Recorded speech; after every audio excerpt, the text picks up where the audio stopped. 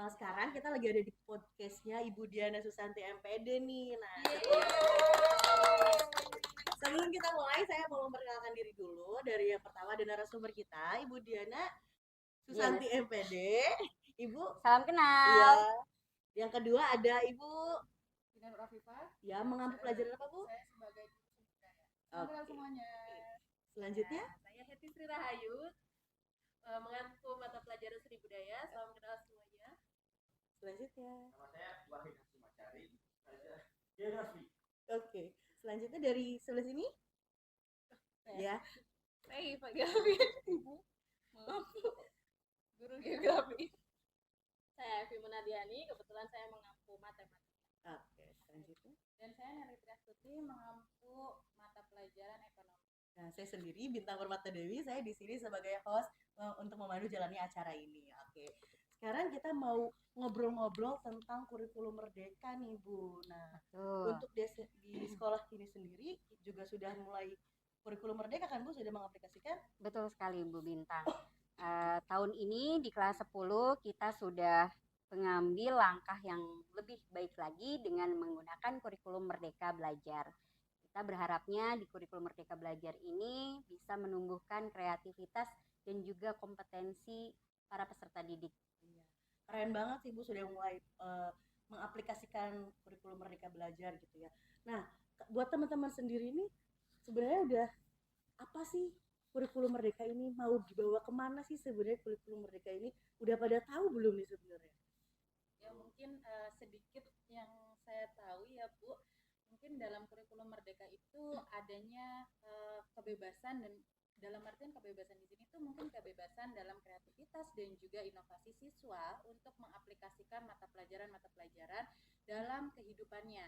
Jadi lebih ke arah bagaimana sih siswa ini bisa menerapkan hasil belajar mereka dalam kehidupannya dan juga memberikan impact yang positif terhadap kebebasan mereka dalam berkreativitas dalam pembelajaran ataupun proyek-proyek yang nantinya mereka lakukan gitu ya. Apalagi di kurikulum merdeka ini kan adanya proyek penguatan pelajar Pancasila.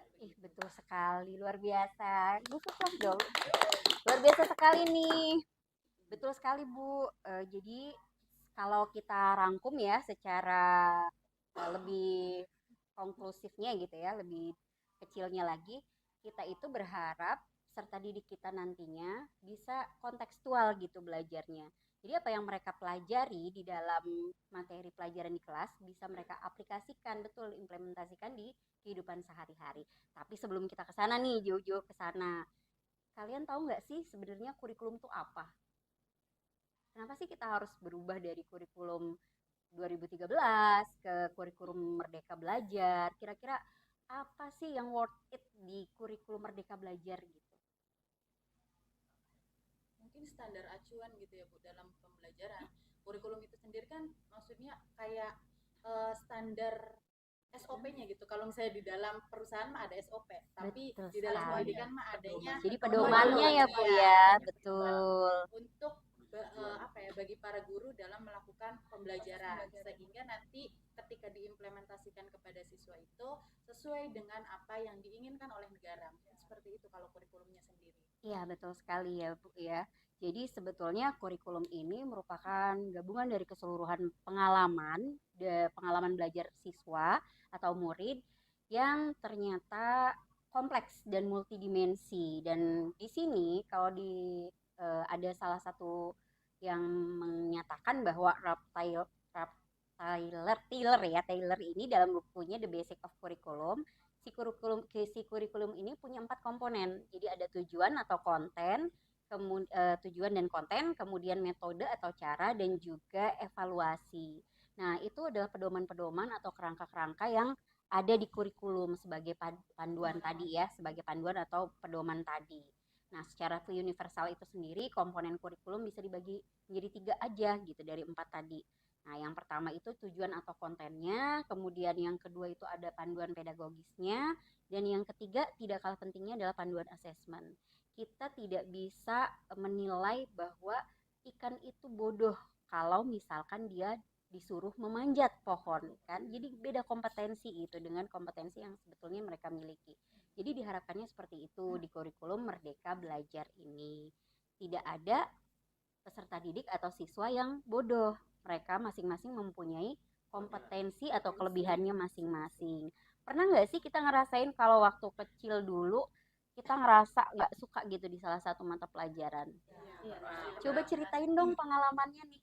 Gimana pengalamannya? Bapak Wahid barangkali? Mungkin saya waktu dari zaman kecil ya, waktu zaman SD, saya lebih apa ya, lebih terlalu sulit untuk menghitung-hitungan tuh. Oh, Kalau iya. matematika gitu. Nah, saya lebih suka tadi antara olahraga atau IPS gitu yang jadi estetiknya ya. Mm-mm. Ini untuk hitung-hitungan dan hafal-hafalan mungkin saya kurang menguasai. Nggak Tapi tertarik gitu kalau ya? saya sih Bu kebalik sama Pak Wahid ya. Iya. Justru ke kinestetiknya tuh kurang. Mungkin tergambar ya dari cerminan saya nih. Jadi gimana nih cermitannya gimana? Ya begitu lah. Maksudnya kalau untuk dalam hal psikomotor gitu ya, bergerak dan lain sebagainya, dari saya sekolah dasar gitu ya sampai saya kuliah gitu Bu, untuk melakukan kegiatan yang bergerak itu saya kurang menyukai gitu, apalagi dalam belajar. Jadi lebih Contohnya, suka hitung-hitungan iya, ya? misalnya kayak ke olahraga saya tuh nggak suka Bu, nggak suka lari. Dulu tuh Bu saya pernah punya guru namanya Pak Akbar Bu. Oh gitu. Iya, jadi Pak Akbar itu kan enak Bu ngajarnya, cuma saya tuh karena nggak suka sama mata pelajarannya, jadi saya tuh kurang apa ya Bu, kurang apresiasi gitu, bukan kurang antusias gitu Bu dalam Ketika pelajaran ketika olahraga belajar gitu olahraga, ya. begitu Bu. Ya luar biasa sekali nih Bu Epi nih yang sekarang lagi mengajar matematika. Apakah memang dari dulu suka matematika? Kebetulan tidak. Oh. Why? Kok bisa ya? Kalau dianggap suka sih enggak, biasa aja. Tapi kita jalani aja gitu maksudnya ya Bu ya. Jalani apa yang memang harus kita jalani. Jadi ketika memang belajar matematika ya saya belajar matematika gitu. Padahal saya nggak suka gitu. Saya pun nggak tahu kenapa saya bisa jadi guru matematika. Berarti udah jalan Tuhannya kayak gitu Iya, gitu ya? sebenarnya mungkin benar ya. Saya juga lebih suka ke hitung-hitungan, tapi nggak terlalu suka. Apalagi sama seperti Bu Nelly, kalau untuk pelajaran olahraga, aduh benar-benar enggak. Pokoknya yang berhubungan dengan gerak, drama dan lain-lain, apalagi bahasa Inggris lah, benar-benar nggak suka. Jadi nggak ada pilihan lain selain menghitung tadi. Jadi karena suka hitung-hitungan jadi mau nggak mau udah matematika aja gitu ya Bu ya. Dari cerita Bu Heti sendiri gimana nih? Ya, sama seperti Pak Wahid ya. Oh. Kalau saya Ada suka kubu ya. hitung-hitungan dan kubu estetik. Padahal tadi kita ngeliat itu ya, kan? Iya, bener ada plot-plotannya pas banget tapi Iya, ya. kurang suka hitung-hitungan ya, karena ya seperti terlalu rumit gitu Oh, menurut saya. iya. Jadi lebih suka yang bergerak gitu, berkreasi lah seperti ya seni ya. Oh iya. Makanya saya masuk seni. Iya benar. Selanjutnya kalau untuk ini Bu boleh masuk ke sini ya Bu ya. Boleh. Kalau untuk sekarang udah diimplementasikan nih ya kurikulumnya gitu. Perasaannya gimana sih Bu Giva kalau cara apa ya ngajarnya apakah ada yang berbeda apa gimana gitu? Perasaannya gimana? Sebenarnya agak kaku ya Bu, agak kaget dari kurikulum Kenapa 13 kaget? 2013. Terus tiba-tiba harus mengenal potensi-potensi anak. Betul.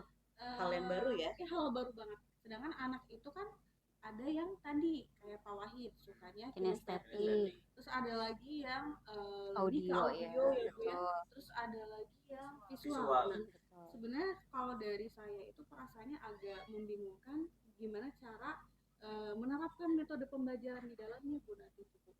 Tantangan tersendiri. Iya, walaupun memang sudah di Merdeka ini sudah dikelompokkan Ibu, cuma kita masih meraba-raba kira-kira cocok nggak ya metodenya di kelas ini gitu. Kita kadang masih bingung gitu Bu. Masih pengen Iya, milih-milihnya tuh masih gimana bingung. gitu ya, medianya ya, Soalnya lebih ke setiap medianya. kelas itu punya kelebihan masing-masing. Iya, betul Iya. sekali. Kita juga harus say thanks ya ke bimbingan konseling di SMA Negeri 1 Sindang nih. Top banget Iya. sudah mengklasifikasikan semua kelas dengan gaya belajarnya masing-masing. Jadi sebetulnya kita udah punya dasar awal nih, diagnostik awalnya sudah ada disediakan oleh bimbingan konseling gitu. Jadi kita sebetulnya tinggal bagaimana memfasilitasi media pembelajaran apa sih atau nanti model pembelajaran apa sih yang cocok di kelas tersebut. Nah, untuk memfasilitasi itu kita juga perlu meningkatkan kemampuan pedagogis kita sama kemampuan asesmen kita serta konten yang kita miliki gitu. Dari ketiga komponen tersebut baru kita nanti akan bisa menciptakan pembelajaran yang berdiferensiasi sesuai dengan kebutuhan peserta didik tadi ya, siswa tadi. Nah, panduan pembelajaran tersebut mulai dari kompetensi yang akan dicapai oleh murid, kemudian proyeksi kebutuhan mereka di masa yang akan datang juga harus kita lihat gitu. Nanti itu kan mereka 3 atau 5 tahun ke depan, kemudian 8 tahun ke depan, 10 tahun ke depan. Kira-kira pekerjaan apa sih yang akan ada di lingkungan kerja mereka gitu. Nah, itu juga harus kita lihat gitu. Sehingga ketika kita menyediakan model pembelajaran, kemudian media pembelajaran, itu harus bisa memproyeksikan kemampuan yang akan kita gali dari mereka untuk di masa yang akan datang. Seperti itu Bu Giva. Jadi ketika kita sudah punya kelas audio visual gitu ya, berarti kan kita harus banyakin video-video ya, video-video pembelajaran seperti itu. Atau bahkan kita sendiri bisa meminta mereka untuk membuatnya Bu Giva. Gitu. Kita bisa memfasilitasi mereka membuat media pembelajaran atau materi yang kita sedang ajarkan gitu melalui media-media yang sekarang sudah ada. Contohnya kan kita bisa bikin TikTok gitu dari materi yang sedang kita ajarkan Apalagi anak gitu. sekarang sudah cepet. Betul, mereka dekat betul media sekali. sosial ya. Betul sekali. Sosmed. Kayaknya mereka lebih pinter nih dari Iya. aku gitu kan. Kayaknya mereka lebih pinter. Betul. Justru malah mungkin di kita beberapa tahun yang lalu ketika kita SMA kita nggak ada kepikiran jadi konten kreator kan, tapi mereka itu sekarang cita-citanya baru ya, YouTuber kan, konten kreator. FYP banget kan, aduh pokoknya mah segala-gala pokoknya mah. Pokoknya kita intinya ya Bu Giva dan juga teman-teman yang lain lebih mudah di Merdeka Belajar. Kenapa? Karena kita memfasilitasi kemampuan mereka gitu. Kita tidak 80% touch ini ya, touch ke pembelajarannya tuh benar-benar dominan enggak gitu. Tapi kita hanya memfasilitasi aja. Kita kasih tahu, oh ya kita akan belajar ini, kemudian bahan ajarnya juga kita bisa memperolehnya dari mana aja gitu. Bahan belajarnya. Betul kan ya Bu Bintang ya? Sekitar sekolah juga bisa. Bisa, betul sekali. Dan nggak harus selalu di kelas ya Bu. Betul. Tapi kalau misalkan ada ya pertanyaan seperti ini juga bisa nggak sih Bu kalau misalkan di dalam kelas yang berbeda itu digunakan media pembelajaran yang sama gitu.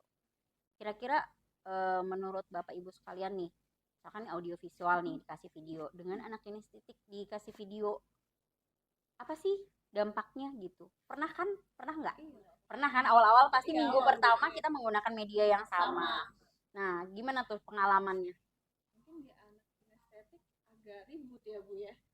Mungkin fokusnya juga Bu lain dengan anak-anak yang audio ataupun visual mungkin ya Bu ya. Jadi mereka lebih dominan gimana gitu Bu. Fokus itu lebih pecah aja gitu kalau anak-anak Lebih pecah aja ya. mungkin harus lebih ke games biar mereka gerak Betul. menarik Betul. Jadi memang di awal-awal pembelajaran minggu pertama, minggu kedua mungkin kita masih beradaptasi ya Bu ya. Tapi ketika kita sudah tahu gitu, oh iya anak kelas ini sampai ini kinestetik, ini sampai ini audiovisual, kita pasti akan lebih bisa mengeksplorasi. Dan saya ngerasa sendiri gitu di kelas yang saya ajar nggak bosen dan itu cepat berlalu gitu. Oh 2 jam tuh kok cepet banget gitu kan, nggak kerasa. Betul sekali, tidak ada rasa bosan gitu. Gimana? Ini kan dari tadi yang saya dengar ceritanya tuh kan kita ngedengarnya kayak perasaannya sudah mulai dari bingung tapi akhirnya bisa menemukan gitu ya kegiatan yang akhirnya cocok buat di kelas-kelas masing-masing. Nah, pernah ketemu nggak sih sisi negatif dari kurikulum ini gitu? Ada nggak sih yang dampaknya merasa gitu? Waktu itu saya pernah tanya ke anak-anak ya, saya tanya gimana sih kalian ketika sudah menggunakan kurikulum mereka bilang, Bu kita terlalu banyak ngeluarin biaya di kegiatan kan. Jadi mereka ngerasa ya kalau banyak biaya di kurikulum ini Di kurikulum Merdeka. Merdeka ya, karena di kegiatan P5 P5 ya. Mungkin kebetulan di kita ngambilnya tema pertamanya adalah kewirausahaan ya Bu ya. Kebetulan kita ada nih koordinator P5 ya. Gimana kalau kita tanya-tanya aja? Iya. Gimana Bu? Gimana nih? Karena temanya kewirausahaan, cuma sebenarnya itu kan kita tuh diberikan kebebasan anak ini untuk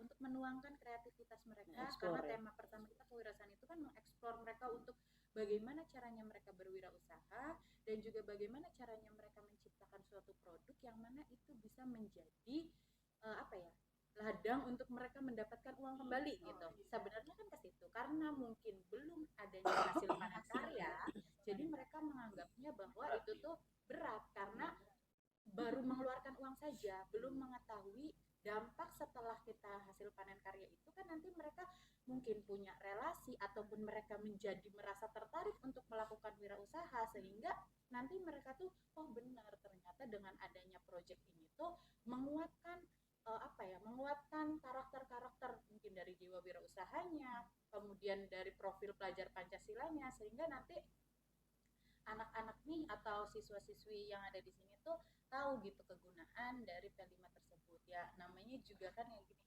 ketika adanya suatu proyek nggak terlepas dari adanya dana gitu ya. Betul. Apalagi sekarang itu kan kalau ngomongin soal dana mah pasti akan riskan gitu.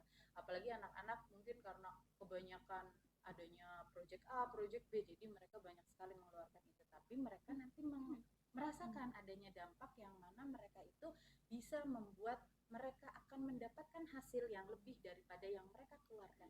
Nah, betul sekali nih. Luar biasa nih ya Bu Nelly. Saya jadi teringat sebetulnya awal dari kita penguatan proyek profil pelajar Pancasila tadi, Bu, kita menggunakan acuan dari kurikulum operasional satuan pendidikan dari KOSP tadi. Nah, kenapa sih kita harus pakai KOSP gitu ya? Kenapa sih, ada apa dengan operasional satuan pendidikan? Apa bedanya dengan KTSP? Ternyata kita itu bisa menggali potensi yang ada di sekitar gitu. Kalau misalkan siswa itu diberikan pilihan, sebetulnya mereka itu harusnya memaksimalkan potensi-potensi daerah gitu, potensi-potensi makanan daerah yang bisa dimaksimalkan gitu, diinovasikan. Betul sekali. Betul. Mangga, ada mangga, kemudian ada apa namanya, ikan gitu kan, kemudian ada rumbah ya enggak sih, terus lengko gitu, kerupuk. Sebetulnya kita arahnya ke sana, tapi dimodifikasi gitu. Untuk apa sih seperti itu?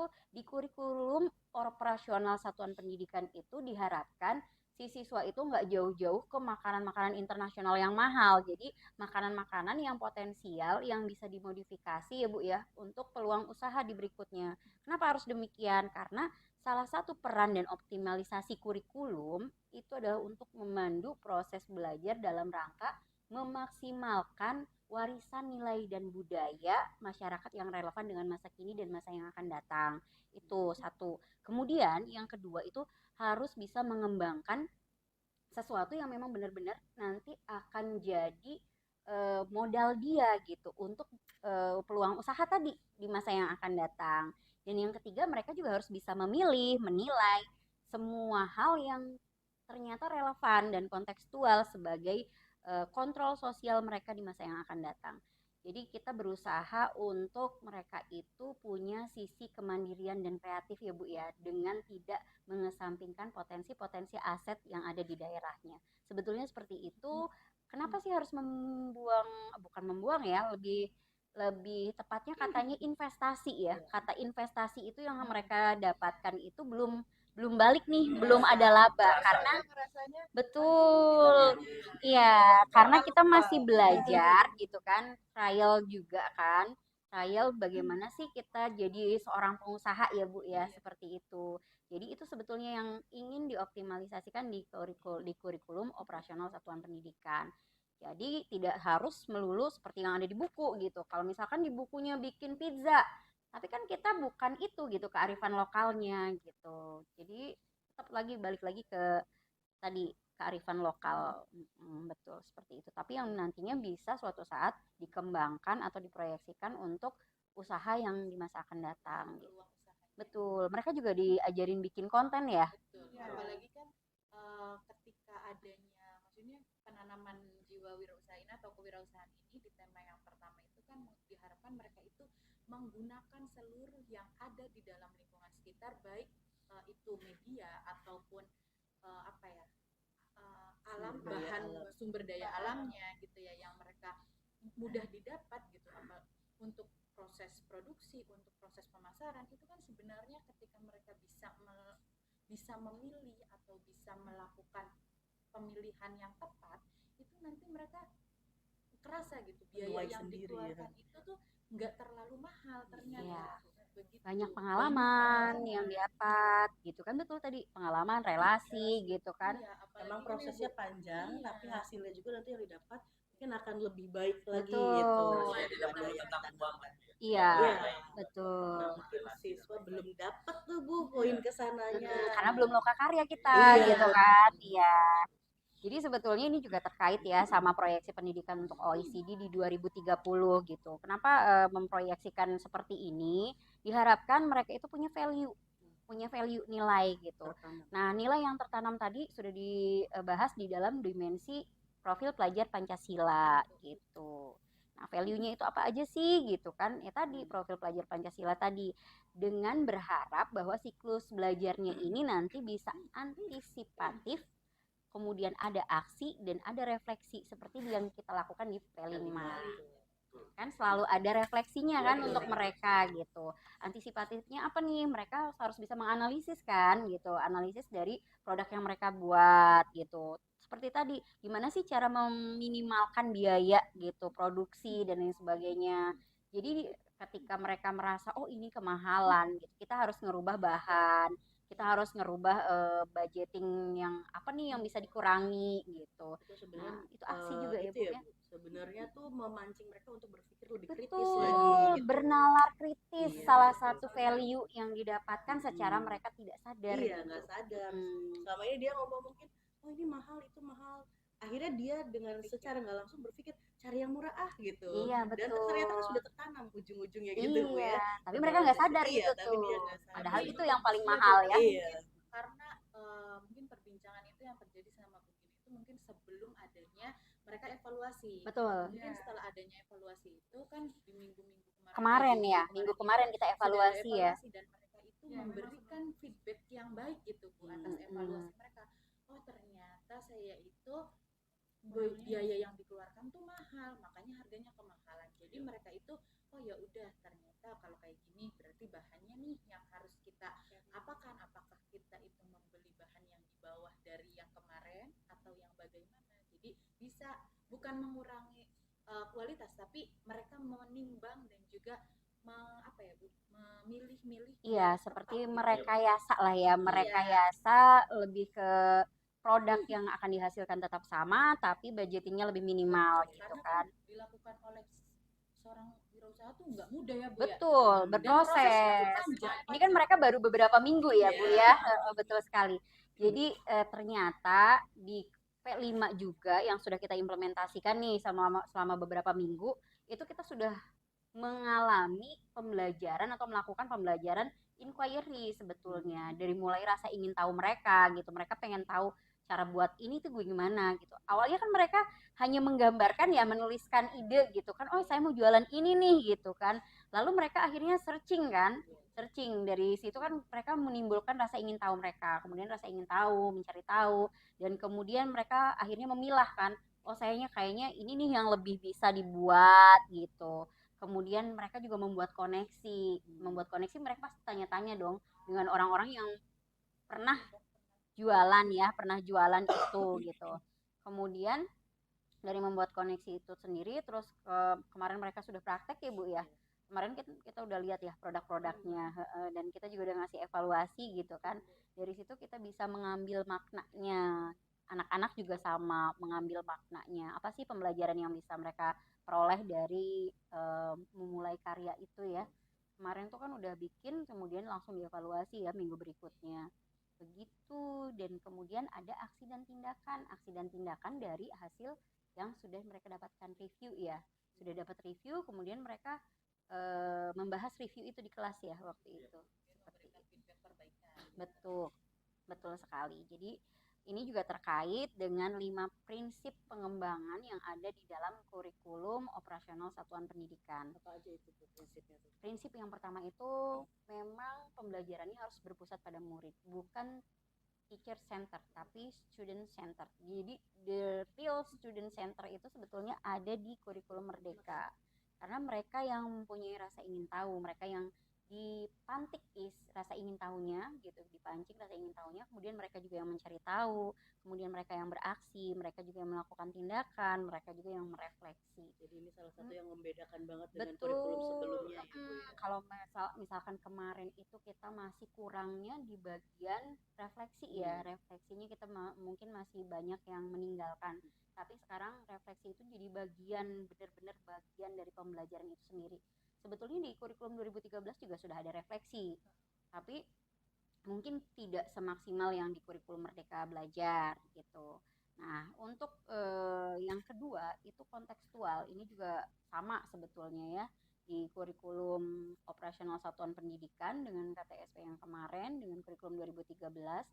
Di kurikulum operasional satuan pendidikan ini kontekstualnya itu tidak ngawang-ngawang, artinya bukan di daerah lain gitu, tapi di daerah atau di tempat tinggal si peserta didik ya, betul, di sekitar. Misalkan kalau dia tinggalnya di daerah sekitar perkebunan, kemudian mereka harus membahas ekosistem, ya bahaslah ekosistem yang ada di perkebunan, bukan yang ada di laut gitu, seperti itu. Nah, kemudian di sini yang ketiga ada esensial. Jadi yang pentingnya tuh apa sih esensinya, yang value yang bisa mereka dapatkan tuh apa gitu. Akuntabel juga di situ. Kemudian melibatkan berbagai pemangku kepentingan. Di P5 juga seperti itu ya Bu ya. Bagi berbagai pemangku kepentingan kita berharap bisa join gitu ya untuk membantu semua peserta didik dalam memaksimalkan P5-nya tersebut, terutama di kewirausahaan. Tadi membangun jejaring sosial ya Bu ya. Itu kan menjadi hal positif ya Bu ya. Betul bagi sekali. siswa, dan juga yang dirasakan oleh guru. Nah, kan tadi udah dibahas nih dari negatifnya. Ternyata secara nggak langsung kita juga ngebahas bagian positifnya dari kurikulum Merdeka itu. Langsung ini ya berarti. Nah, ada nggak sih solusi-solusi atau yang udah Ibu lakukan? Salah satunya gitu di kelas atau di kegiatan P5 lagi barangkali ya ada solusi dari selain tadi yang bilang banyaknya biaya gitu, atau mungkin ada pembelajaran yang membosankan gitu. Solusinya apa sih di kelas? Ada yang mau sharing pengalamannya dulu nggak nih? Di Pak Wahid atau Saya ya, Bu, ya boleh Bu Evi. untuk pembelajaran matematika sendiri ini sebenarnya menjadi tantangan tersendiri maksudnya. Apalagi kan siswa kebanyakan matematika tuh susah gitu. Nah, jadi dalam mindsetnya tuh udah susah duluan gitu. Ini jadi tantangan tersendiri buat saya sebagai guru matematika untuk membuat pembelajaran yang kreatif dan inovatif. Jadi saya lebih nyari-nyari nih. Kadang kan anak bertanya, Bu, kita belajar ini tuh buat apa sih gitu kan? Kayak yang bab pertama misalkan eksponen dan logaritma. Kita belajar pangkat-pangkatan buat apa sih gitu kan? Padahal di keseharian gitu mereka kan sebenarnya nggak langsung ngerasanya nggak kepake gitu ya. Gitu kan. Jadi saya nyari buat apa sih, bisa menjelaskan lagi ke anak gitu kan. Oh iya, saya nyari referensi dari berbagai sumber, kira-kira eksponen ini dipakai buat apa, mungkin nggak dirasakan langsung oleh kalian gitu kan, tetapi nanti kedepannya ini ilmunya bisa dipakai. Contoh mungkin seperti kalian bisa bikin roket, sebenarnya itu ada ilmu eksponen juga yang kalian pakai, jadi berkesinambungan antara satu pelajaran dan mata pelajaran lain. Satu inovasi di kurikulum Merdeka ini harus berkesinambungan dengan mata pelajaran yang lain. Betul, berkolaborasi, betul sekali Bu Heti, berkolaborasi. Itu juga yang menjadi cerminan dari kurikulum Merdeka Belajar. Jadi di sini kan banyak guru mata pelajaran yang berbeda, tapi kita merasakan hal yang sama di kurikulum Merdeka Belajar, bahwa kita sebagai guru tetap harus memfasilitasi kebutuhan belajar siswa. Nah, itu juga disebut dengan pembelajaran berdiferensiasi.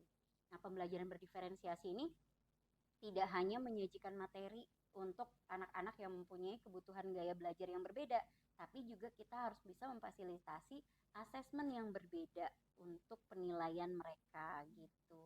Nah, Bu Bintang, karena waktunya sudah habis nih Bu. Iya, soalnya nih. Iya. Pengennya sih masih lanjut ya untuk pembelajaran berdiferensiasi. Betul sekali, pembelajaran berdiferensiasi belum gitu. Iya. Terus kemudian apa lagi? Assessment juga tadi Iya, belum ya.